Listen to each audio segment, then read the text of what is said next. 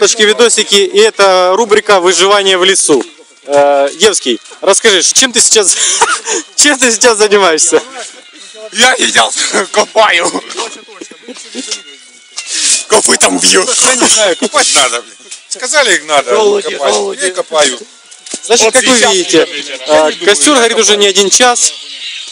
После того, как он растопил толстый снег, здесь снег где-то в колено, образуется вода. Вот, посмотрите. И она реально течет. Если вы видите, она течет. А течет она вот сюда.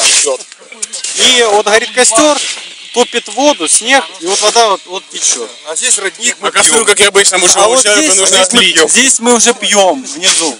Здесь набирается, вот мы таким образом топим воду. Вадим, не покажешь тройную очистку. Тройная, это фильтрация. Значит, вот показываю.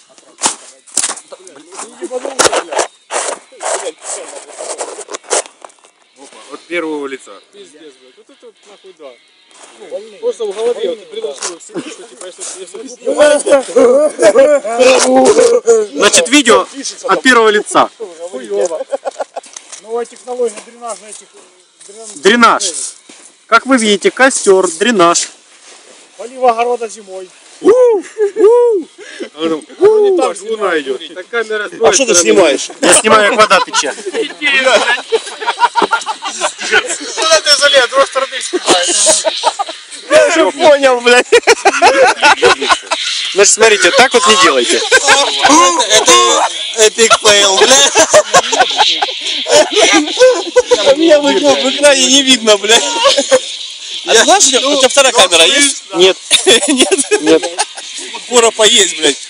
Он ее нашел недавно, блядь. Как долго ты будешь еще рыть? Зачем? Куда ты? На бездрик рыешь? Вода пойдет. До бездрика. А українці такі, вони прокопали Чорне море.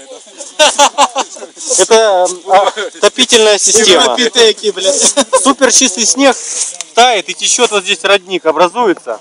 А вот там у нас будет озеро, Байкал. Какие нахуй Балкан? Сколько цапал, блядь? Все, до скорой встречи. Значит, встретимся с вами уже. Блядь, у нас Крым отжали, мы Крым в Черное море выиграем, блядь. У нас Крым здесь будет. Приезжайте к нам, Путин, наш новый Крым. Крым наш. Евский, а ну еще чуть-чуть порый так же.